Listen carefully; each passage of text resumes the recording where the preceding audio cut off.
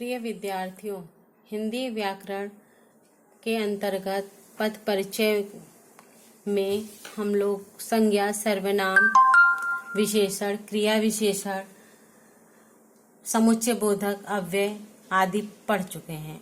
आज हम आपको समझाएंगे कि पदों का व्याकरणिक परिचय कैसे होता है। उसके कुछ उदाहरण हम आपको बताएंगे। जैसे उदाहरण है, रमेश यहाँ तीसरे बंगले में रहता था।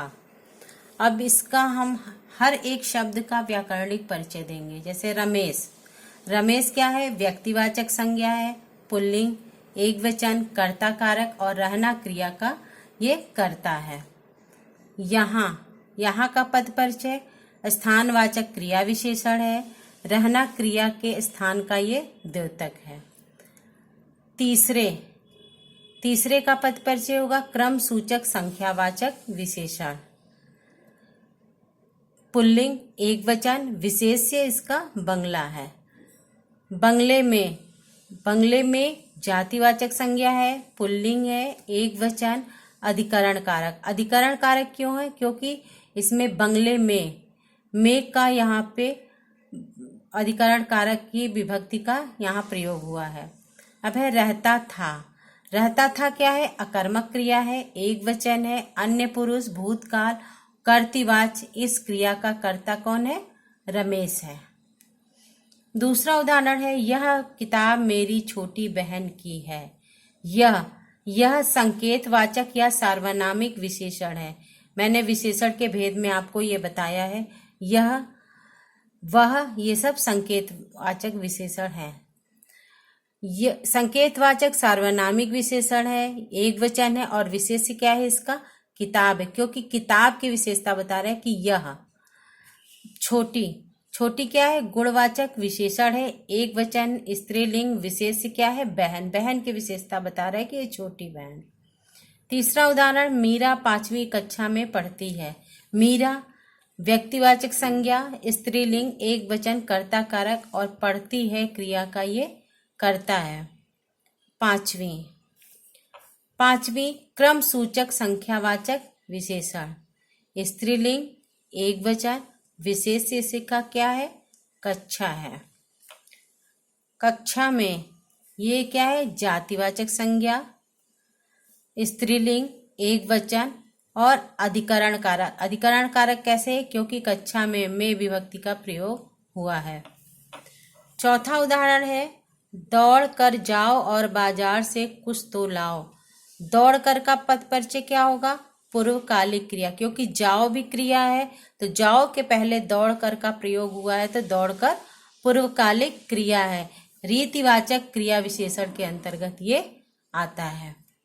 बाजार क्या है? जातिवाचक संज्ञा। अगर यहाँ नाम रहता तो व्यक्तिवाचक होता, लेकिन यहाँ पे बाजार है तो जातिवाचक संज्ञा, पुल्लिंग, एक वचन और अपादान कारक। अपादान कारक क्योंकि बाजार से का प्रयोग हुआ है।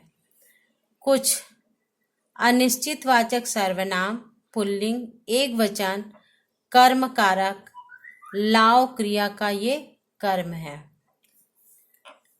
पांचवा उदाहरण है, शीत ऋतु में हिमालय का क्षेत्र पूर्णतया बर्फ से ढक जाता है। शीत क्या है? गुणवाचक विशेषण है। किसकी विशेषता बता रहा? ऋतु की। तो गुणवाचक विशेषण, एक वचन, स्त्रीलिंग और इसका विशेष्य कौन है? ऋतु है। ऋतु में इसका पद परिचय होगा जातिवाचक संज्ञा है ये, क्योंकि ऋतु के नाम नहीं दिए हैं कि कौन बसंत ऋतु है या क्या है। तो ऋतु में यानी जातिवाचक संज्ञा, स्त्रीलिंग, एक वचन, अधिकरण कारक का प्रयोग हुआ है। अब है हिमालय का पद परिचय लिखना होगा। क्या होगा? व्यक्तिवाचक संज्ञा, क्योंकि हिमालय नाम दिया है, व्यक्तिवाचक संज्ञा, पुल्लिंग, एक वचन, संबंध कारक, क्षेत्र से इसका संबंध है। क्षेत्र का पद परिचय जातिवाचक संज्ञा, पुल्लिंग, एक वचन और ढक जाना क्रिया का कर्ता है। पूर्णतया का पद परिचय होगा, यह रीतिवाचक क्रिया विशेषण है। ढक जाता है क्रियापद की ये विशेषता बता रहा है। अब है बर्फ से। बर्फ से जातिवाचक संज्ञा है, पुल्लिंग, एक वचन, वर्तमान कारक, वर्तमान काल, कर्तृवाच। इसका कर्ता क्या है? क्षेत्र है, क्योंकि क्षेत्र को बता रहा है कि पूर्णतया बर्फ से ढक जाता है।